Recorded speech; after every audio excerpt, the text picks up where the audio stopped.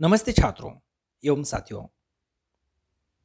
आज की इस वीडियो में हम लोग हिंदी युवक भारती किताब कक्षा 12वीं पाठ नंबर 8 सुनो किशोरी लेखिका आशा रानी होरा इस पाठ का तीसरा भाग देखेंगे। पहले दो भागों में हम लोगों ने लेखिका आशा रानी होरा जी का परिचय, उनकी प्रमुख कृतियाँ, विधा परिचय, पाठ परिचय तथा कुछ परिच्छेदों का अध्ययन किया है।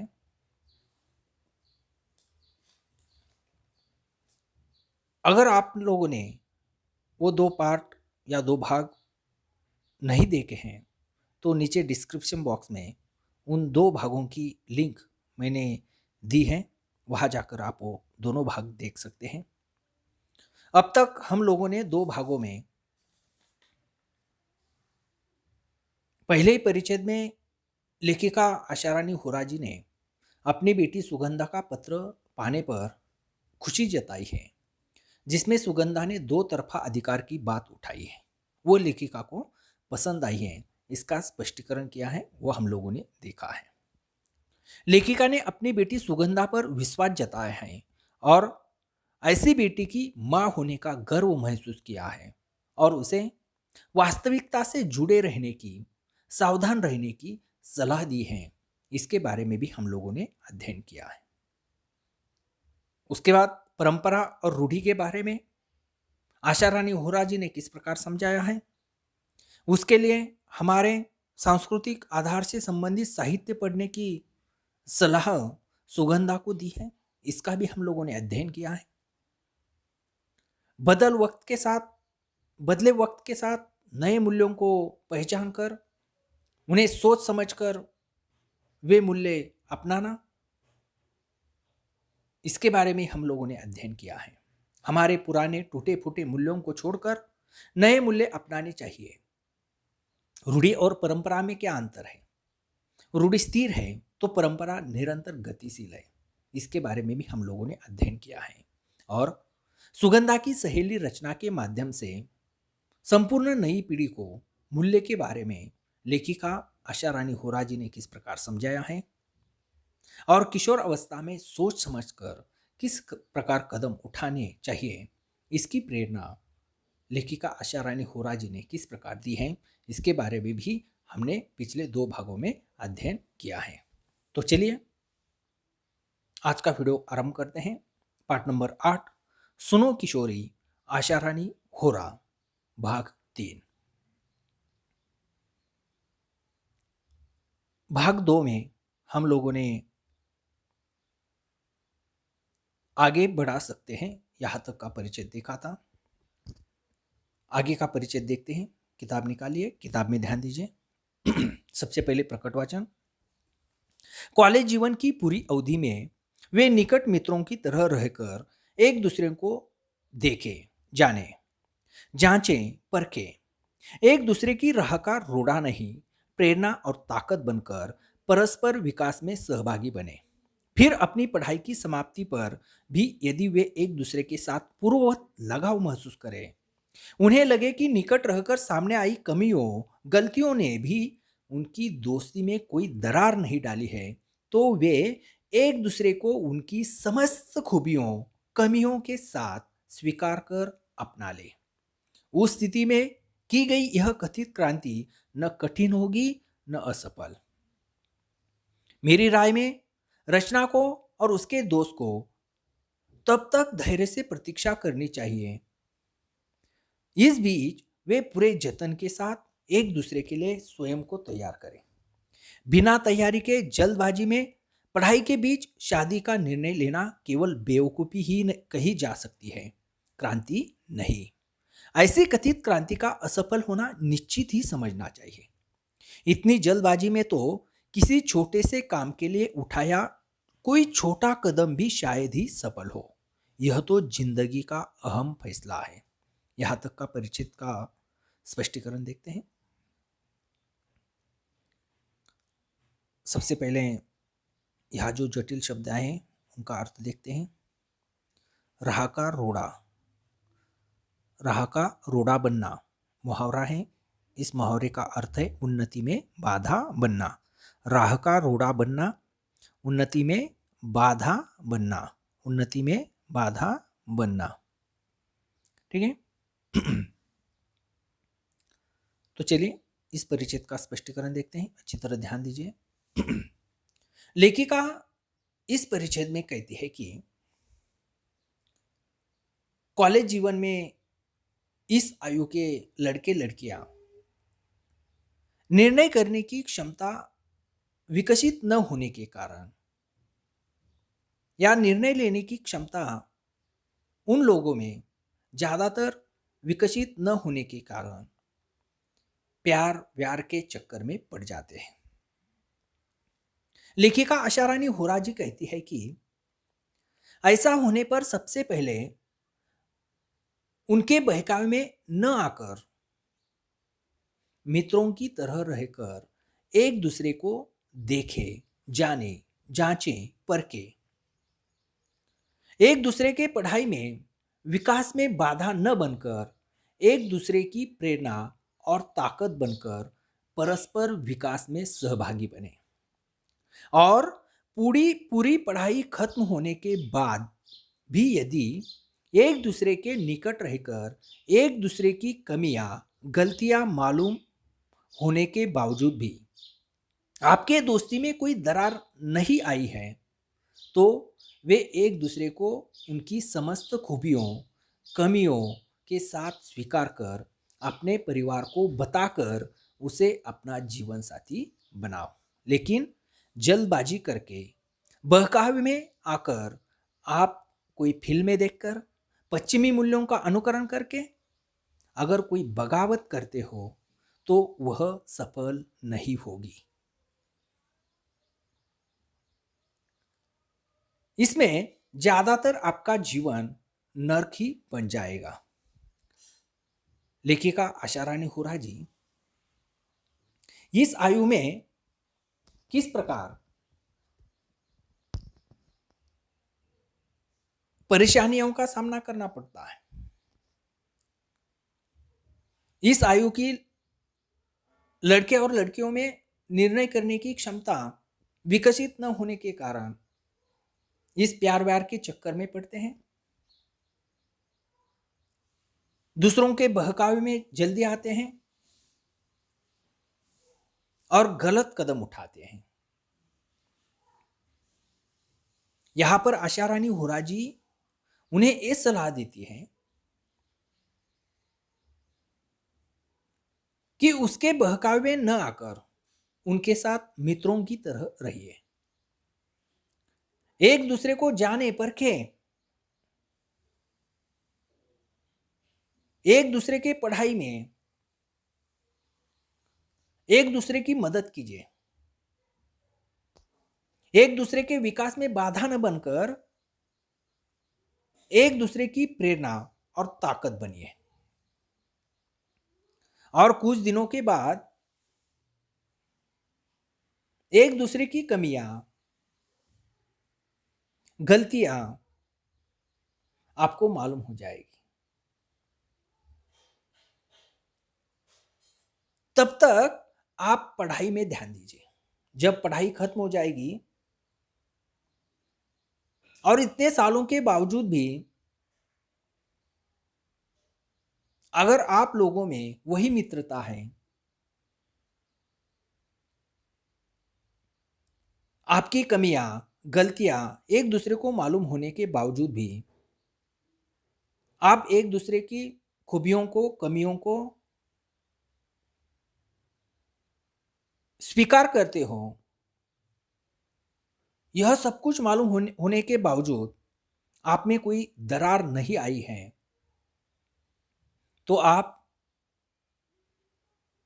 एक दूसरे को अपना जीवन साथी बना सकते हो अपने परिवार के लोगों को बताकर।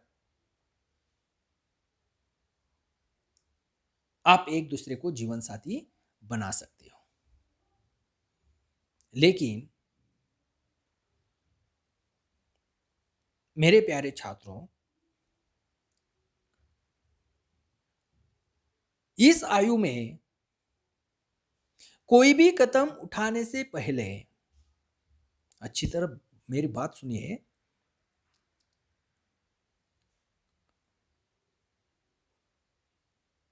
कोई गलत निर्णय लेने पर,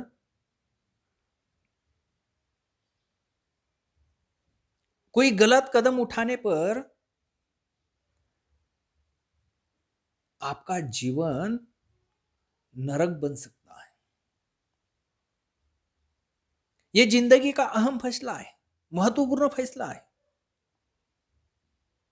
इसीलिए सोच समझकर कदम उठाइए। कोई भी कदम उठाने से पहले या निर्णय लेने से पहले आपके आंखों के सामने अपने माँ बाप का चेहरा लाइए। आंखों के सामने माँ बाप का चेहरा लाइए, जो हमारे सपने सजाने के लिए, हमारे सपने पूरे करने के लिए दिन रात परिश्रम करते हैं। जो माँ हमारी पसंद की चीजें बनाने में हमेशा व्यस्त रहती है।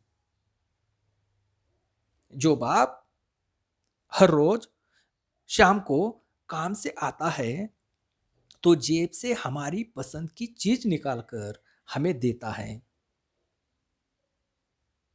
और आपके चेहरे की खुशी देखकर दिन भर का परिश्रम दूर करता है। जिस बाप ने आपकी बड़ी बहन की शादी बड़ी धूमधाम से की थी,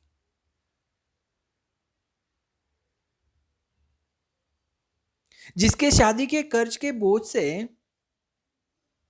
वो आज तक उभरा नहीं है, जो अपने जीवन में काट छाट कर आपको दुनिया की हर एक खुशी बहाल कर रहा है। इतना ही नहीं,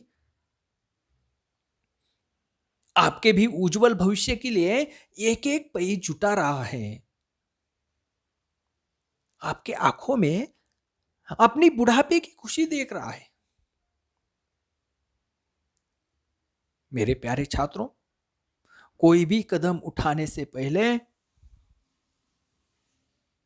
उनके आंखों में झांक कर देखो।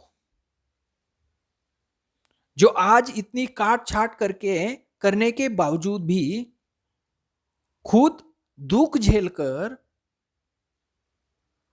चेहरे पर खुशी के भाव दिखाकर आपकी खुशी में अपनी खुशी मानकर छाती तानकर गर्दन उठाकर काम पर जा रहा है, तनिक उनके बारे में भी सोचिए। अगर हम कोई गलत कदम उठाएंगे तो उन पर क्या बीतेगी? हमारे कारण वह गर्दन उठाकर बाहर निकल पाएंगे क्या? यह तनिक सोचिए। मेरे प्यारे छात्र, एक दूसरे को मित्र बनाने में, प्यार करने में कोई भी ऐतराज नहीं है, लेकिन सबसे पहले पढ़ाई को महत्व दीजिए। हमारे सपने, हमारे मां बाप के सपनों को महत्व दीजिए। पूरी पढ़ाई खत्म होने के बाद उस मित्र को जांचने परखने के बाद, एक दूसरे की कमियां, गलतियां, खूबियां जानने के बाद आप एक दूसरे की उन्नति में, एक दूसरे की प्रेरणा ताकत बनते हो, तो जरूर अपने परिवार से उनसे मिलाकर उनके बारे में बात करके उसे जीवन साथी बना सकते हो। उसके लिए आपको आपके परिवार का भी सहयोग मिलेगा। लेखिका आशा रानी हुरा जी रचना को भी यही राय दे रही है कि वह तब तक धैर्य से प्रतीक्षा करे जब तक वे पूरे जतन के साथ एक दूसरे के लिए स्वयं को तैयार नहीं करते। बिना तैयारी के जल्दबाजी में पढ़ाई के बीच या पढ़ाई छोड़कर शादी का निर्णय लेना बड़ी बेवकूफी होगी। कोई क्रांति नहीं, ऐसी कथित क्रांति का असफल होना निश्चित है। यह जिंदगी का अहम फैसला है, उसे सोच समझकर लेना जरूरी है। उससे सिर्फ हमारे ही नहीं, अपने परिवार के सपने भी चकनाचूर हो जाएंगे। इसीलिए इस आयु में हमें सोच समझकर कदम उठाने चाहिए। और आप सोच समझकर कदम उठाएंगे,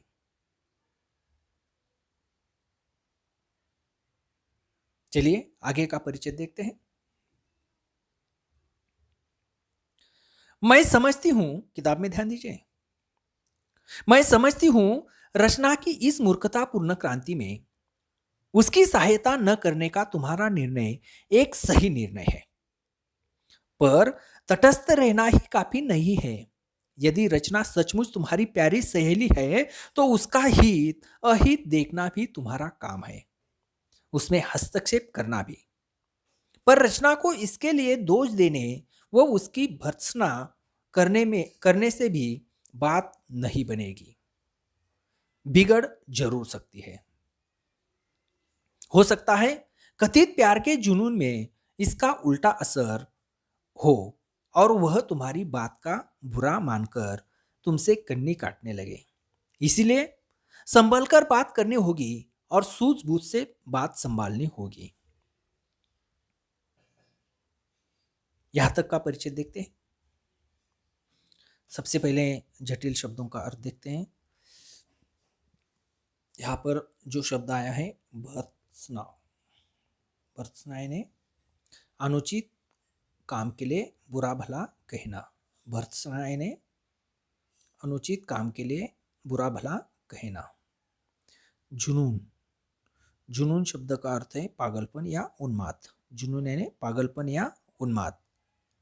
उसके बाद यहाँ पर एक मुहावरा है, देखिए, कन्नी काटना। कन्नी काटा यानी बचकर निकल जाना। कन्नी काटना यानी बचकर निकल जाना, बचकर निकल जाना। शब्दार्थी के बाद परिचित का अर्थ देखते हैं। लेखिका आशा रानी होरा जी इस परिच्छेद में सुगंधा को दोस्ती का धर्म निभाने के लिए समझाती है। लेखिका आशा रानी होरा जी कहती है कि रचना की इस मूर्खतापूर्ण क्रांति में उसकी सहायता न करने का तुम्हारा निर्णय सही है, पर रचना तुम्हारी प्यारी सहेली है और दोस्त का परम कर्तव्य होता है कि अपना दोस्त अगर गलत रास्ते पर जा रहा है तो उसे सही रास्ता दिखाना चाहिए। इसीलिए सुगंधा तटस्थ रहना ही काफी नहीं है।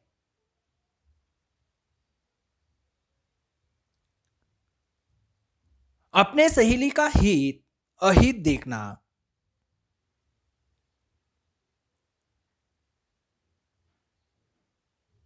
अगर कुछ गलत हो रहा है तो उसमें हस्तक्षेप करना भी तुम्हारा काम है। ऐसे समय में रचना को दोष देना या उसे भला बुरा कहने से बात नहीं बनेगी, बल्कि वह बिगड़ जाएगी। क्योंकि ऐसी स्थिति में वे ऐसे मुकाम तक जा पहुंचते हैं जहां उन्हें किसी की भी बात सुनाई नहीं देती। ऐसे स्थिति में इन लोगों को किसी की भी बात सुनाई नहीं देती।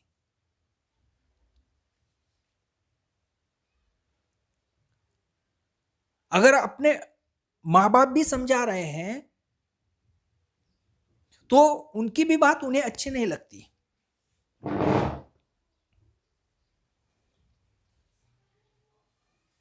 वे भी उन्हें सबसे बड़े दुश्मन लगने लगते हैं।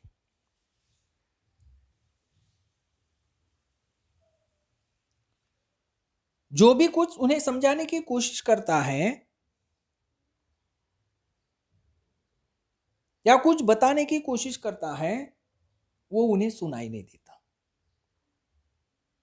या कभी कभार सुनाई देता भी है तो वह बात उन्हें बुरी लगने लगती है, उनके खिलाफ लगने लगती है। वे प्यार में इतने मदहोश हो जाते हैं कि वे बगावत पर उतरने को तैयार होते हैं। उन्हें बहुत कुछ समझाने पर भी वे हमारी बात टालकर, उससे बचकर निकलने की कोशिश करते हैं। इसलिए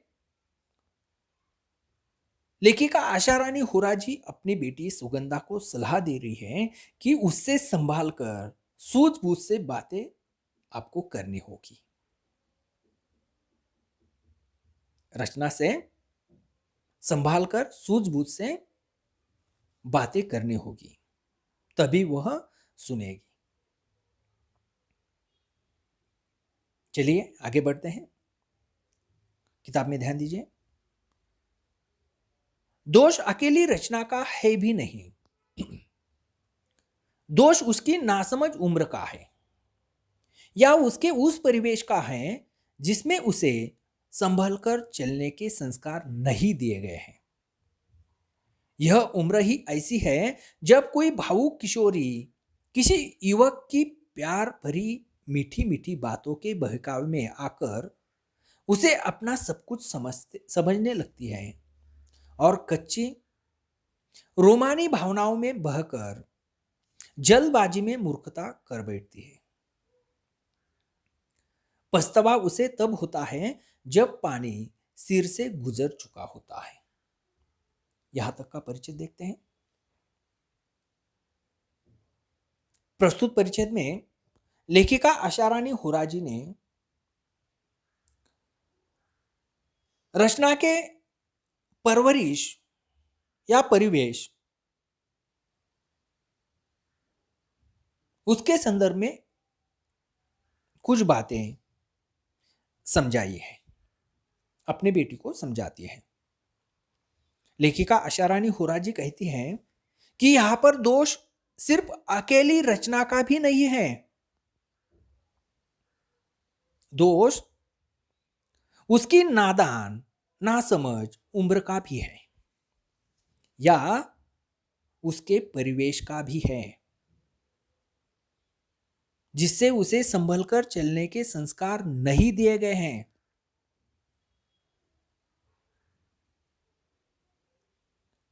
मेरे प्यारे छात्रों, यह उम्र ही ऐसी होती है जो बहुत नासमझ भी नहीं और परिपक्व भी नहीं, दोनों के बीच की अवस्था ये उम्र होती है।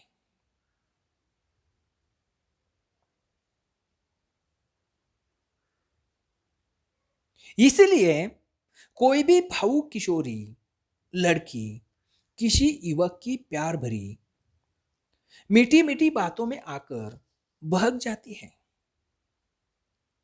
और उसे वह अपना सब कुछ समझने लगती है।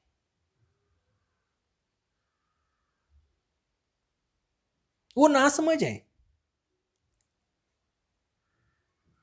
इस आयु में हम तुरंत बहक जाते हैं, दूसरों की बातों में आते हैं।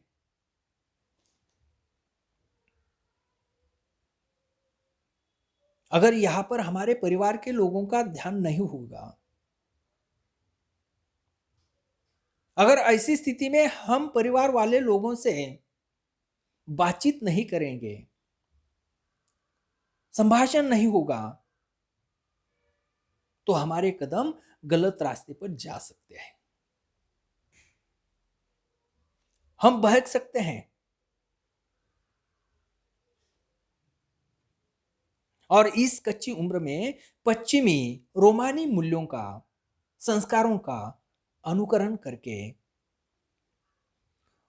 उन भावनाओं में बहकर जल्दबाजी में मूर्खता कर बैठते हैं। ऐसा करने पर बाद में उसे जरूर पछतावा होता है।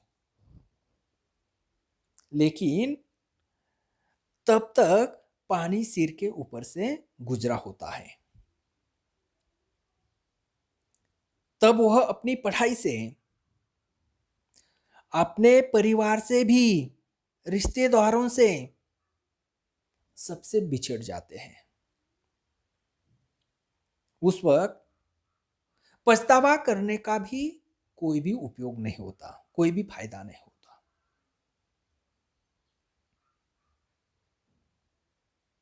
हम बहुत दूर जाते हैं उस वक्त।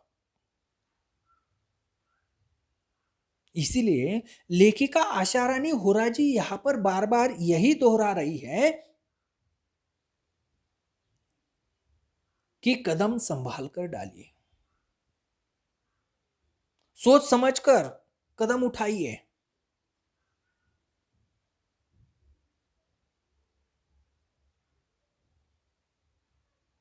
और ऐसी आयु में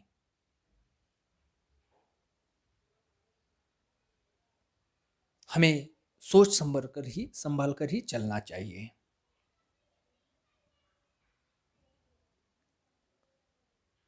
आज के वीडियो में हम लोग यहां तक के ही परिचय देखेंगे। अगले वीडियो में आगे का जो परिचय है उसका अध्ययन करेंगे। तब तक के लिए धन्यवाद।